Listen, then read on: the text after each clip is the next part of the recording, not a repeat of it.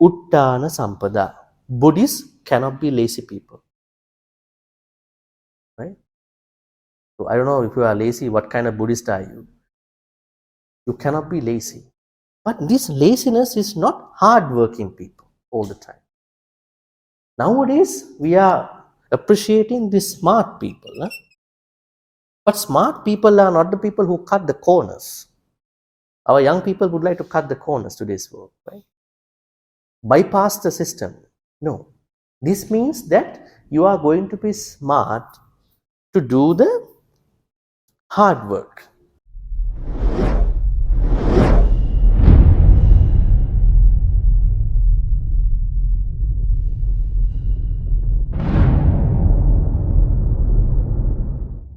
Second is, not everybody can enjoy what they have earned.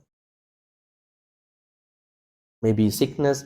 Most probably, the Buddha said, it is as a result of somebody who gave dana in a previous life with so many strings attached to the dana. That is why. Ularesu panchasu kama gunesu chittana namati. That means when you do dana with a lot of expectations, your mind is not bending towards the enjoyment of that particular act. What a pity on these people. Huh? They have lots of things. The mind always say, no, no, no. Go use the old car all the time, the rundown car. Couple of houses who always use that dilapidated house. The mind always say, yeah, lots of branded, uh, stuff. No, no, no. Use the normal one. It's not simplicity. If you can enjoy, you enjoy it. If you cannot enjoy, you cannot enjoy. Definitely. So when you have things, you have to enjoy. That is a blessing in your life. Now, normally people out there say when you enjoy, that is a bad thing for a Buddhist. No. Even the mind to enjoy in the proper way is a blessing that you have created in a past life. That's called bogasu. Third is debtlessness. Happiness sometimes comes from being free from debt. But who is financially free in this modern world? Tell me. Huh? Who doesn't own a credit card? Who has not applied for a mortgage? Who has not been living on rent? Who has not applied for a line of credit? But just because you own a credit card, just because you have applied for line of credit, just because you have a mortgage to pay off, maybe amortization is 20 years, does it mean you are not having this third happiness? No. Let's take a very simple example. Credit card. The credit limit is, let's say, 10,000 in your currency, right? This is a credit. But nowadays, you can't buy things with cash everywhere. Most of the time, see, buy, we are cashless, no more cash.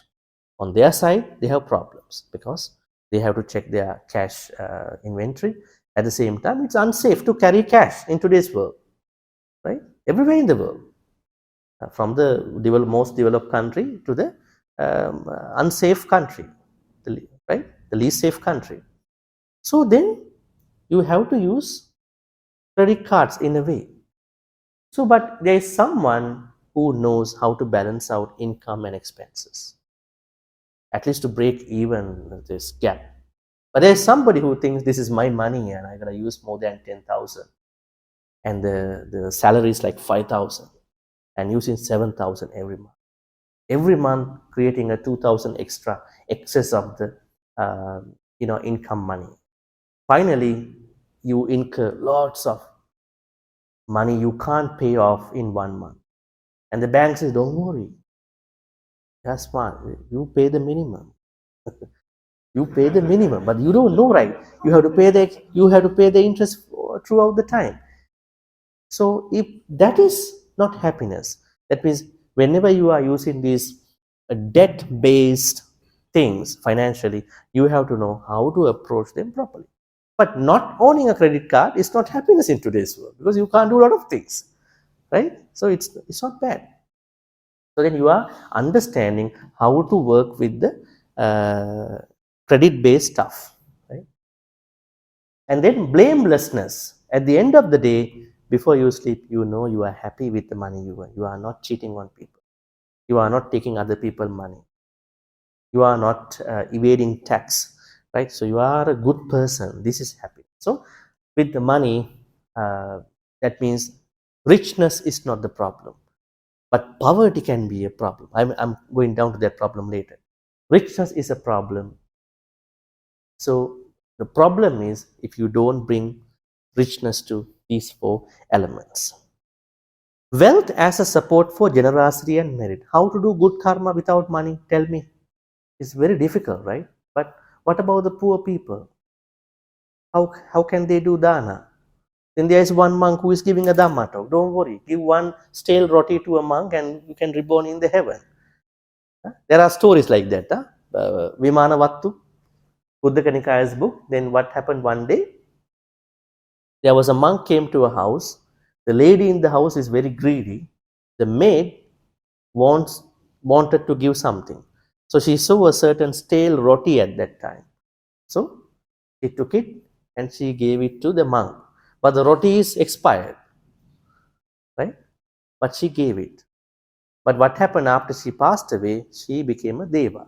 Now, what does it mean? That means you all can give all the stale food to the monks, expired roti, expired yogurts, expired rice. No, there are some instances, but not being able to be generous can be a problem. That means we have to earn some amount of money. In today's world, you have to have more money, right? Many temples are asking donations from you, aren't you? Aren't they?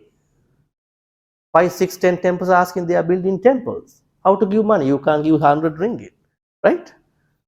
You have to give some money. So that means the wealth, creating proper ethical wealth is something good. So you can support others. In this sutta, Digajanu Sutta, there's something interesting. One man called Digajanu approached the Buddha, said this: Venerable Sir, we are lay people who enjoy sensual pleasures. That means lay people should enjoy sensual pleasures without greed. Live at home and engage in family life. We wear perfumes, garlands, and jewelry and use gold and silver at that time. Teach us, Buddha, something for our welfare and happiness both in this life and in the life to come. Very good question. Maybe one of the questions you were planning to ask me. So I'm going to now dispel it at this point. Okay. Then what is the Buddha's answer? The Buddha said there are 4 things you are supposed to do for this life, 4 things you are supposed to do for the next life, but in this life, because you don't know what's going to happen to you in the next life. First one, Uttana Sampada. Buddhists cannot be lazy people. Right? So I don't know if you are lazy, what kind of Buddhist are you? You cannot be lazy. But this laziness is not hardworking people all the time. Nowadays, we are appreciating the smart people. Huh? But smart people are not the people who cut the corners. Our young people would like to cut the corners today's world, right? Bypass the system. No. This means that you are going to be smart to do the hard work, right? That is very important. Number 2 is Arakka Sampada. You have to protect yourself from many things. Personal safety, public safety, your houses. What can you do? Buying some insurances. Are there insurances for the act of goats? Perhaps sometime. Today's world, sometimes they put it like that. So you have to protect yourself. And your third is you have to create Kalyana Mittas for this life, definitely. Last one is very interesting about money. It's about money, balanced living. That means practicing moderation in spending and lifestyle. Spending habits, they are very important. What are your spending habits? Are you making your own food in your house all the time? Or Malaysians, they don't cook a lot. They lot of affordable food outside. You go and eat from outside all the time for the 30 days. But not many people in other countries can do that. In developed countries, too expensive for them to go out because they have become victim of their own success. because there is an overhead window that they are putting just to standardize, so they cannot. What is your spending style? This is very important as a Buddhist. How do you normally go for things to spend? Uh, I don't think that one person takes care of everyone's bills, right? Nobody is going to put the bill. Or do you go Dutch sometimes? You pay at your own expense. So, anyways, whatever the things you are spending on, you are going to see whether it is a healthy spending habit, but by not becoming a very selfish, greedy person in that activity. And then at the same time, the Buddha said in many suttas, with your money, you have to what you call sectionalize money into 4 aspects.